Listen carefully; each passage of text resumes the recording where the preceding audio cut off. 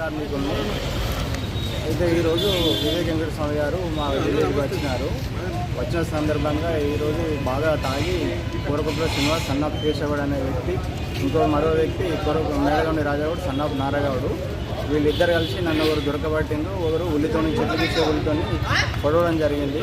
మా కాంగ్రెస్ పార్టీకి మద్దతు ఇస్తలేవు, ఇస్తావా ఇవ్వవా, మీరు ఒకరిద్దరు ఉన్నారా, మిమ్మల్ని చంపుతామని బెదిరియడం జరిగింది. ఈరోజు గత వారం రోజుల నుండి మాకు టార్చర్గా జరుగుతున్నది.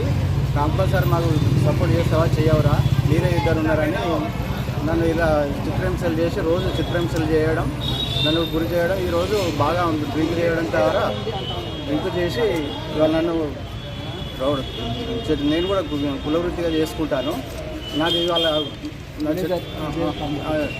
ఆయన ఈరోజు నాకు దారికి అడ్డం జరిగి ఈరోజు బాగా ఇబ్బందులకు గురి చేసి ఒకరు దొరకబట్టడం, వాళ్ళు గుళ్ళతో పొడవడం జరిగింది. ఆయన కాంగ్రెస్ పార్టీ గ్రామ అధ్యక్షుడు, నానా అరాచకాలు చేస్తుండే. ఇంతకుముందు ఒకసారి కూడా ఇలానే చేరడం జరిగింది మరో వ్యక్తిని. ఇక దాని వల్ల మాకు ప్రాణాపాయం ఉన్నది.